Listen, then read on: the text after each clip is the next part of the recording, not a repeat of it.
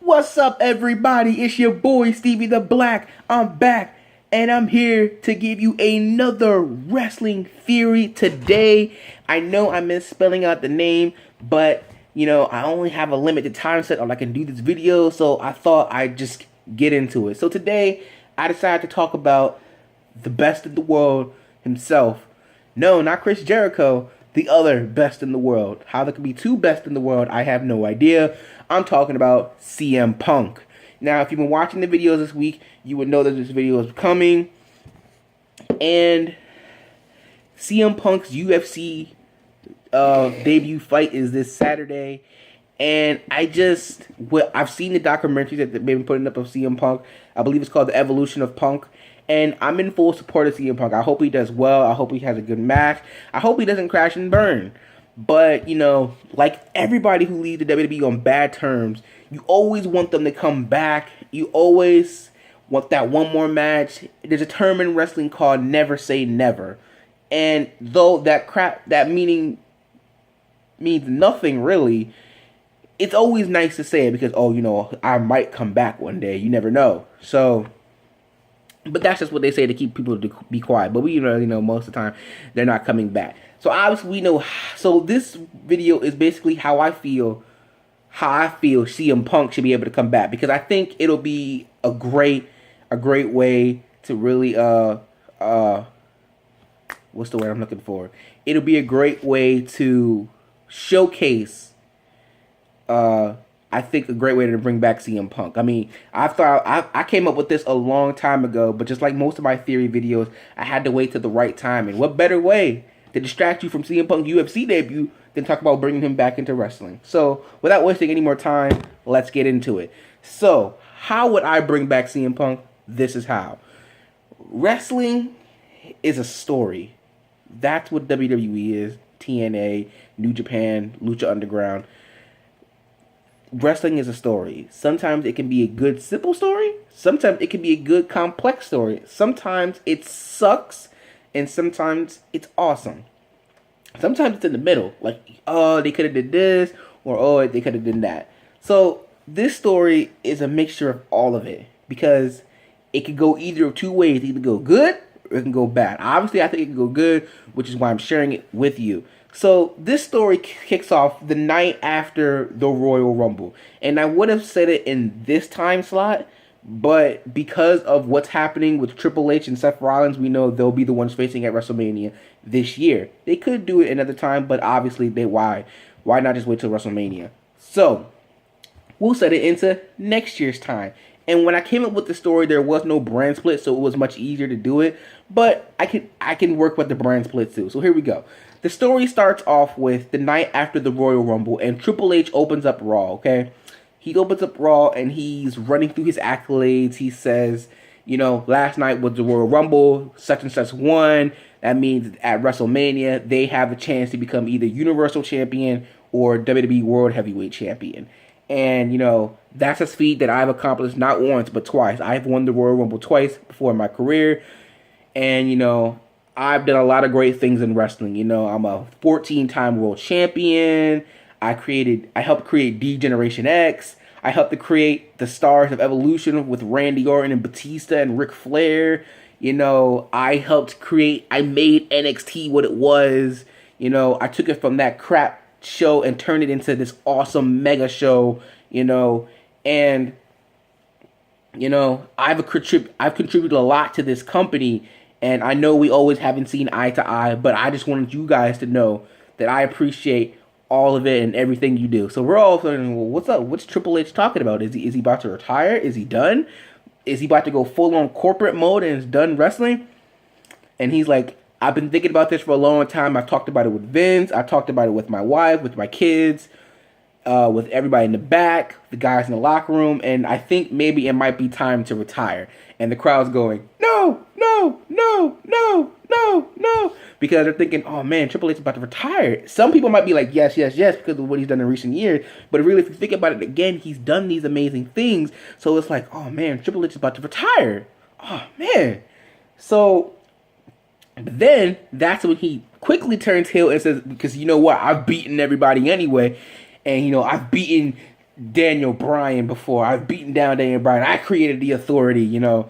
Brock Lesnar, Seth Rollins, Roman Reigns, Dean Ambrose, Undertaker, John Cena, Randy Orton. I've beaten the best of the best, you know, and there's nobody that can touch me. I am the greatest. I am the cerebral assassin. I am the king of kings. I am the 14-time world champion, the 2-time Royal Rumble winner, the creator of D-Generation X, the leader of Evolution. I did that. I made NXT what it was. Yada, yada, yada. I am the greatest WWE superstar of all time. I surpassed Shawn Michaels. I surpassed Hulk Hogan, The Rock, Stone Cold Steve Austin, The Undertaker. I survived them all. I am the last man standing from the Attitude Era. Nobody can touch me. I am the best. Not in this era, not in the Attitude Era, not in the Hogan era, not in the Future era. Nobody actually, I am the best. So just like that, he went from face to heel, just like that. He's running it down. Nobody can touch me. So there's no reason why I should have to waste my time and effort to continue to wrestle for you when all of you know the end results. So obviously everyone's booing and they say, you suck, retire, all that stuff like that. And he's like, you know what? I have an idea. He's like, I'm going to issue an open challenge at WrestleMania. And because I'm the greatest of all time, I don't even care. I don't even need to prepare to who I'm facing because it's a guarantee that I'm going to beat them. So he says, I'm going to issue an open challenge at WrestleMania this year. And whoever can come out and beat me, whether it be from Raw or SmackDown, whoever wins, they will get a WWE World Heavyweight Championship opportunity in the future, or if it's from Raw, a Universal Championship opportunity. So right now, you're thinking, okay, anybody can come out, anybody can challenge him. Anybody can, and if they win, if they're from Raw, they get to be Universal Championship opportunity, and if they're from SmackDown, WWE World Heavyweight Championship opportunity. So the possibilities are endless, and with Triple H being a free agent, I think it makes it more better story. Because like I said, I made the story when it was no brand split, so it made it much easier. But with him being a free agent, he doesn't necessarily, he's not a part of Raw, and he's not part of SmackDown. So this makes him an opportunity of, I can face this person here, I can face this person here, and whichever person comes from which show facing me at Mania, then I can, face them. So he says, to build up and to prove to you that I'm right, every week I will fight somebody in an open challenge. So tonight, I'll fight somebody in an open challenge, and then next week, I'll fight somebody on SmackDown Live in an open challenge. So he'll do that constantly each and every week, and then at Fastlane, which I'm guessing the Raw pay-per-view will keep, he'll face somebody there, and then again at SmackDown, and then back and forth until we get to WrestleMania. So that way, Triple H will be wrestling every week, and he'll give somebody, I guess, some shining time or whatever like that. So, who's the first that can challenge? How about an old foe? We got, and I'm running down a list. I looked at it both down, SmackDown and Raw. I said, who can challenge Triple H and actually be believed to be a credible threat? So, Mark Henry, Kane, Randy Orton, Dolph Ziggler, John Cena, AJ Styles, Bray Wyatt, The Big Show, Cesaro, Curtis Axel, Neville, Finn Balor, and Sami Zayn. So we've got these guys from Raw and we got these guys from SmackDown. Every week they're coming out, they're challenging Triple H, and it's the best match of the night. But each different way, somehow, some way, Triple H has somehow managed to beat all of them. Like, he somehow managed to beat them all. Like, somehow he figured out a way. He's beating Roman Reigns, Dean Ambrose, Seth Rollins, Big Cass, Bray Wyatt. He's beating all of these guys. And especially with the new guys like Big Cass and Cesaro and Bray Wyatt and Finn Balor and Sami Zayn. Those will be new matches, fresh matches that we've never seen before. But then we get nostalgia matches with him, like with Randy Orton. We haven't seen that in years. We definitely haven't seen him versus John Cena in years. Obviously we'll believe he'll beat Kane and Big Show and Kane, Big Show, and Mark Henry. But guys like, obviously Axel, he'll be like, oh, I can beat you because I beat you in my day Raw before. If you remember. And then, Neville maybe might come out there. So each and every week somebody's challenging him. And for his match at Fastlane, we'll save it for John Cena, because really, I mean, who else? Maybe Cesaro, because I think that would be a great match. But so obviously he figures out a way to win all these matches. It's just he's winning, and people are starting to think, wow, if he does this, if he wins at WrestleMania, he doesn't know who he's facing, but if he comes out and he wins at WrestleMania, Triple H just might be the greatest of all time, you know? Every week he's saying, I beat this person now, I beat that person now. It's unbelievable. So then finally, WrestleMania comes. It's the main event, and obviously we know whoever Triple H faces, it's the winner of that brand gets a world title opportunity, but he's added a stipulation to it that it's going to be no holds barred, so it's no disqualification, no count out. The only way to win is by pinfall or submission. So we come out, and he comes out with his special entrances that he's been doing for these past couple of years, and he's like, who's it going to be? Who's going to come challenge me? You know, like I said before, I've beaten everybody. Nobody's coming out. They're like, come on, guys. You really think somebody wants a title opportunity? I know it. Somebody back there thinks they deserve one. So who's it going to be? Come on, guys. Don't be scared. You get a world title opportunity. Who's it going to be? Still nothing. And then Triple H just starts laughing. He goes, ha ha, see? I told you nobody wants to face the king. I'm the king of kings. The Cerebral that I am the best in the world. And nobody can beat me. Nobody can touch me. And when he says those words right there, I am the best in the world, that's when we hear CM Punk's music. And I am telling you, wherever WrestleMania is in 2018, if it's in a roof, if it's open out, the crowd will go freaking nuts, okay? CM Punk comes out, and everyone is like, oh my God. And Triple H has this look on his face like, man, we haven't seen this man in 4 years, and he's finally back in the WWE. And oh my God, that roof, literally the roof will explode. People on Twitter, Facebook, whether, oh my God, CM Punk is back. And the crowd will go crazy. And Triple H is like, no, I'm not facing you. I'm not facing you. I don't want to face you. And Punk's like, what, you scared? I thought you said you was the Cerebral Assassin. I thought you said you was the best in the world. But you're not the best in the world.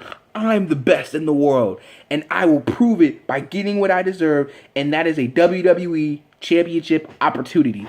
So, ding, ding, ding. You know, he's trying to argue with Stephanie, and Stephanie's like, you got to get in the ring. You got to prove it. You got to beat him. Do it now, and you'll prove that you're the best. Yada, like that, pumping him up. So the match is going, and everyone's just chanting, CM Punk, CM Punk, CM Punk, CM Punk, CM Punk. And the match is just going great. It's back and forth. Nobody can put nobody away. And sometimes it looks like it's close fall, pinfall after not pinfall, what do you call it? Kick out after kick out, GTS, kick out, pedigree, kick out, figure four, kick out. Does CM Punk have a submission move? The Anaconda Vice gets to the ropes. Just, he breaks out somehow. It's just back and forth. Weapons flying, chair shots, sledgehammers. And then the lights go off. And these guys in masks are just beating down CM Punk. Triple H has paid somebody to have insurance. And Stephanie's like, ha ha, we're told you we're the best. He's the best. Ha ha, nobody can do it. And you know what? I take it back. When I say he's figured out how to win these matches, he's had these guys helping him out for weeks. And they've been increasing in numbers. And he's got 10 guys in the ring. Or not 10, that's too much. 5 guys in the ring, and he's beating down, CM Punk. Next thing you know, all of these guys that Triple H is beating over the past couple of weeks have come out. They're coming out, they're taking out the guys, they're beating down Triple H. It's just chaotic. Everyone's screaming, it's hyped up. It's kind of like when it was Sting versus Triple H, and the New World Order came out, and the NW and DX came out, and that was an awesome moment. That's what this is. We got all of these guys coming out who's Triple H beating over the past couple of months, and they're beating up the masked guys, and Triple H is like, no, what are you doing? And then, bam, he turns around right in the face with his own sledgehammer. CM Punk knocks out Triple H, picks him up, GTS, 1, 2, 3, match over the roof again. People will just be going crazy. It'll be awesome. I'll tell you, that will be probably the best WrestleMania main event, or one of the best WrestleMania memories since Undertaker versus Shawn Michaels, because that just how much hype it'll be when it happens. And oh my god. Now here's the thing, right? Obviously the show will close out with pyro going off and CM Punk just soaking in the moment saying, best in the world, best in... The thing is, he's a free agent, so we don't even know if he'll stay or not. And, you know, for story's sake, he could say, oh, I just came back to beat Triple H, you know, so I'm done. Or, you know, he can choose to be on Raw or SmackDown, and then we go from there. And I think he needs to be on SmackDown, because that's where he got his original push. And, you know, we all know SmackDown can use some help with some star power. John Cena's great, Bray Wyatt's great, Randy Orton, Dina, they're great, but they just need more talent, you know. And speaking of talent, I've heard that if the Cruiserweight does good on Raw, that they're gonna have a Cruiserweight division on SmackDown. So, you know, that would be good too. So that kind of messes up the whole Stephanie McMahon saying the Cruiserweight will be exclusive only on Monday Night Raw. So I'm just saying, but still. And the funny thing about the story is, I know the reason why CM Punk left was because he wanted a world championship opportunity. He didn't want to fight Triple H at WrestleMania. He said, we've done that story already. I don't want to do it again. That's why he left, because he wasn't getting the respect or whatever that he deserved. And I understand that. But for this story's sake, this is the only way it's going to work. I mean, you could say that he came back at the Rumble and won it, but I think this just puts up more hype. What makes more hype? CM Punk coming back at WrestleMania, or CM Punk coming back at the Rumble and winning the Rumble? So let me know at the comment section down below. What do you think? Should he come back at the Rumble? Should he come back at Mania? And do you like this storyline? Because I like it. I think it's great. Like I said at the end, it depends on if he wants to stick around or not. I think he should. I think maybe he should be a part-timer, because he'll be just that big because of the exposure of the UFC, and especially if he does good. But here's the thing. Even if you have a problem with everything, the people in the company, you really don't want to leave your lasting image of you getting chokeslammed through an announce table, and that's the last time we saw you. Like, I don't want that to be the lasting memory of CM Punk.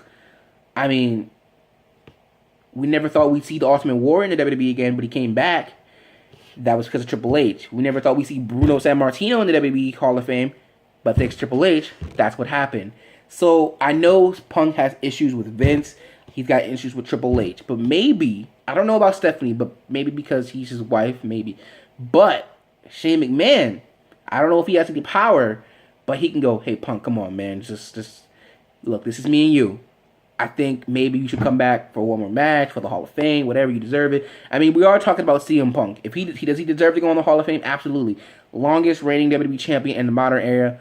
What was it? 432 days, I believe it was, or 433.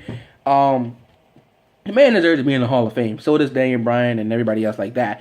But he deserves to be in the Hall of Fame, no doubt. So he needs to be put in, and I think that this storyline is great. And again, let me know what you think. But that has pretty much been the video for today. Saturday, look out. That will be my Backlash review. I'm waiting a couple more days to see if any more matches are made. Otherwise, I'll just do it. Because the reason why I say that, maybe I might do it Friday, because I do have to work early in the morning Friday, and I get off at 7:45. I hate working in the morning. I really, really do. Like, it makes me sick. I don't like working in Publix. But in the morning, I don't like working at Publix in the morning because it's just boring. But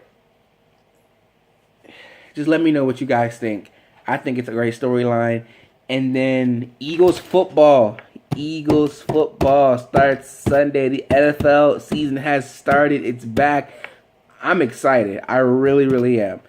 So that's been the show for today. Tell me what you guys think of the story. And I'll see you tomorrow night for my Backlash review. And if you're not down with that, I've just got 2 words for you. Peace out.